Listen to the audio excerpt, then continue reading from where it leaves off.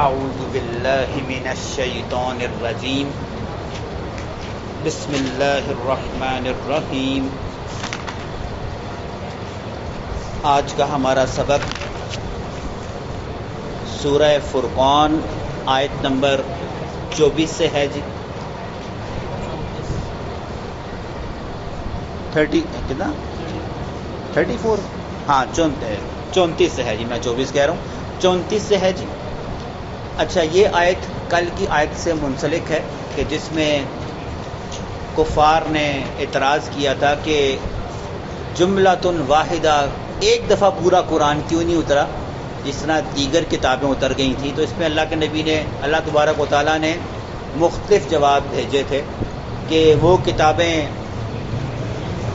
محدود لوگوں کے لیے تھیں، کنبے اور قبیلوں کے لیے تھیں، اور وہ جو انبیاء کرام تھے وہ صرف کچھ علاقوں کی حد تک محدود تھے، اس لیے ان کی جو کمانڈمنٹس تھی، جو ان پر جو احکامات تھے بڑے محدود تھے۔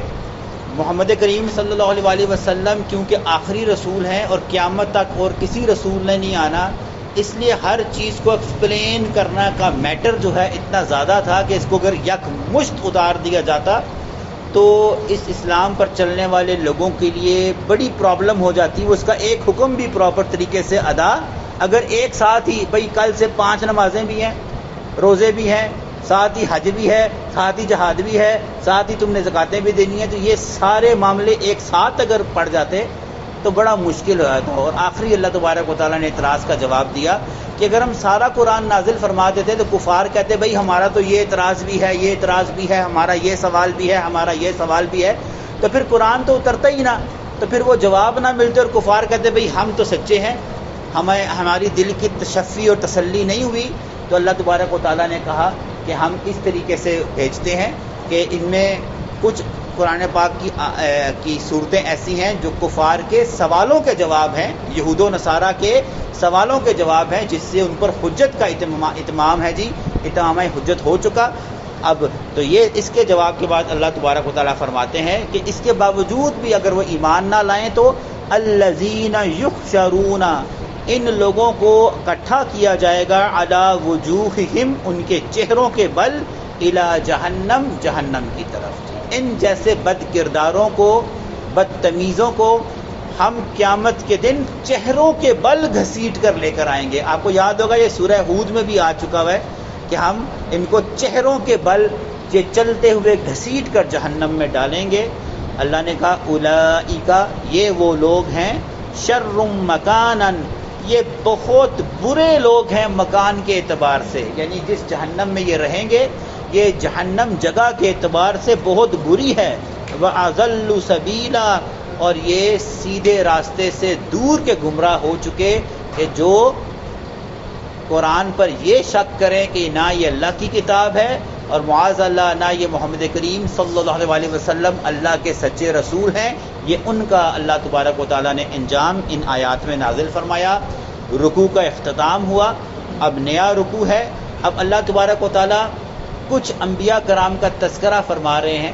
مثال کے طور پر فرمایا اللہ تبارک و تعالیٰ نے شروع کیا ہے موسیٰ علیہ السلام سے جی، وَلَقَدْ آتَيْنَا مُوسَىٰ، البتہ تحقیق ہم نے عطا کی موسیٰ کو، الکتاب، کتاب، وَجَعَلْنَا مَعَهُ، اور بنایا اس کے ساتھ، یعنی موسیٰ علیہ السلام کے ساتھ، اخاہ، اس کے بھائی کو، جس کا نام ہارون، ہارون تھا، وزیرا، وہ ان کے نائب اور وزیر مقرر ہوئے۔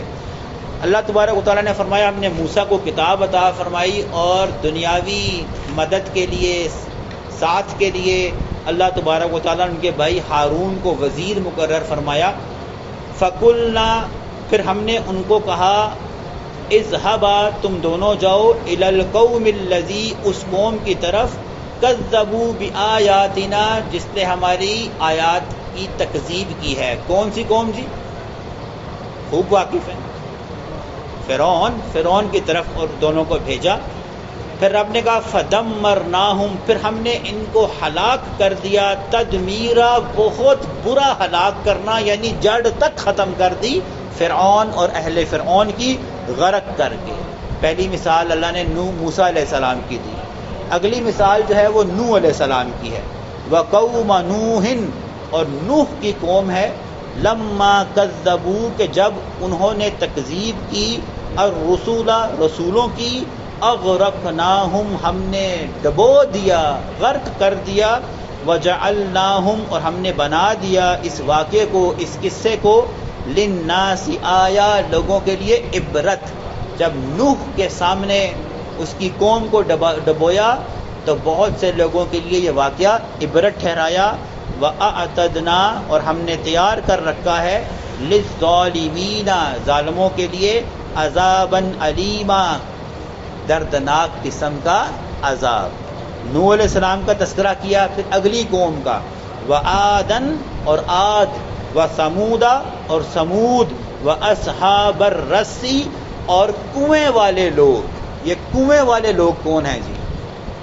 ابن کثیر رحمہ اللہ اور دیگر جو جمہور محدثین ہیں ان سے مراد یہ اصحاب الاخدود ہیں، وہ خندق والے لوگ کہ جن کو بادشاہ نے کیا کیا تھا، خندقیں کھدوا کر کیا کیا تھا، جلا دیا تھا، جس کا تذکرہ غالباً سورہ بروج میں آتا ہے، اصحاب الاخدود، ٹھیک ہے۔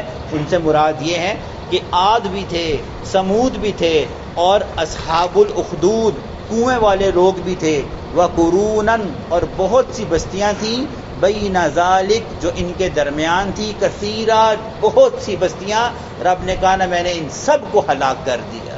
تو ان تین آیات میں اللہ تبارک و تعالیٰ نے موسیٰ علیہ السلام، نوح علیہ السلام، عاد اور سمود کی طرف بھیجے ہوئے صالح اور ہود علیہ السلام، اور اصحاب الاخدود، اور ساتھ ہی کہا بہت سی بستیاں جن پر ہم نے پیغمبر بھیجے، ان بستیوں نے ہماری اور ہمارے رسولوں کی تکذیب کی تو ہم نے ان کو نیست و نابود کر دیا۔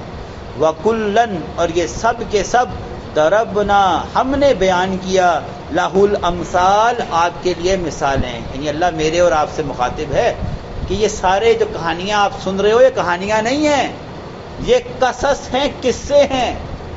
اور ابھی اگلی آیت میں اللہ بتائے گا کہ اگر کہانیاں ہوتی نا تو دنیا میں ان کا وجود نہ ہوتا۔ ابھی اگلی آیت میں اللہ تعالیٰ بتائیں گے کہ تم اپنی آنکھوں سے احرام مصر دیکھتے ہو، جس فرعون کا تذکرہ ہم قرآن میں کر رہے ہیں ان کے باقیات تم آنکھوں سے دیکھتے ہو۔ تم آج بھی فلسطین کے راستوں سے گزرتے ہو، پتھروں بھری لوط علیہ السلام کی بستی جن پر پتھر مارے گئے ان کے آثار بھی تم دیکھتے ہو، ٹھیک ہے۔ رب نے کہا اگر یہ کہانی ہوتی تو کیا یہ احرام مصر دنیا میں ہوتے؟ جس طرح ہم سنتے ہیں جی پرستان، کسی نے دیکھا ہے پرستان؟ نہیں دیکھا نا، کیونکہ کہانی ہے، حقیقت نہیں ہے۔ تو اللہ تعالیٰ فرمائیں گے آگے کہ یہ کہانیاں نہیں ہیں، یہ حقیقت قصے ہیں، اور اس کا بہت بڑا دلیل یہ ہے کہ تم ان کی باقیات تمہارے سامنے موجود ہیں کہ ہاں یہ لوگ رہے اور ہم نے ان کو غرق کیا، کسی کو پتھر مارے، کسی کو ہم نے چیخوں کے ساتھ ان کے دل اور جگر اور دماغ پھاڑ کے رکھ دیے۔ وہ آگے ہم سنیں گے۔ اللہ نے کہا یہ ساری ہم نے مثالیں بیان کر لیں، وَكُلًّا، ان سب کی سب بستیوں کو، تبرنا، ہم نے ہلاک کر دیا، تتبیرا، بہت برا ہلاک کرنا، ایسا ہلاک کرنا کہ ان کی نشانیاں موجود ہیں لیکن ان کا کچھ بھی ہم نے نہیں چھوڑا، کوئی ان کی نسل باقی ہم نے نہیں چھوڑی، ٹھیک ہے جی۔ اچھا اب یہ بات ہے جی، اب اللہ تعالیٰ فرما رہے ہیں کہ میری اس بات کو کہانی مت سمجھنا، وَلَقَدْ أَتَوْا، البتہ تحقیق تم چلتے ہو، آتے ہو، عَلَى الْقَرْيَةِ، ان بستیوں میں، ان بستیوں کے گرد تم گھومتے ہو۔ آج بھی وہ جو عاد اور سمود جو اپنے مکانوں کو نہیں بناتے تھے، کیا بناتے تھے جی؟ پہاڑوں کو مکان، آج وہ ہے نا وہاں پر، اس کا مطلب یہ بستی تھی۔ فرعون کے محل موجود ہیں، اس کا مطلب ہے فرعون اور موسیٰ تھے، ٹھیک ہے۔ آج بھی وہ نوح علیہ السلام کی کشتی کا کچھ وہ کہتے ہیں کچھ ملا ہے، اس کا مطلب ہے وہ تھی، اور اگر نہ بھی ملے تو جہاں وہ غرق ہوئے تھے وہاں پہ آثار بستی ہیں۔ لوط علیہ السلام کی بستی پر پتھر مارے گئے، کچومر نکل گیا اس قوم کا، لیکن آج بھی ان کی باقیات دریاؤں اور سمندروں کے اندر ان کے محلات موجود ہیں۔ اس کا مطلب ہے یہ تھے دنیا میں، اگر بستیاں تھیں تو ان پر بھیجے ہوئے پیغمبر بھی سچے، اور اگر یہ سارا ہوا تو ان کو اگر ہلاک کیا گیا تو اللہ نے کہا یہ واقعات بھی سچے، ٹھیک ہے جی۔ فرمایا تم ان بستیوں سے گزرتے ہو، علی القریۃ التی، ان بستیوں سے، التی، جہاں پر امطرت، ہم نے بارش کی تھی، مطر سو، بہت بری بارش۔ کون سی بارش جی؟ پتھروں والی بارش. تو کس بستی کی طرف اشارہ ہے جی؟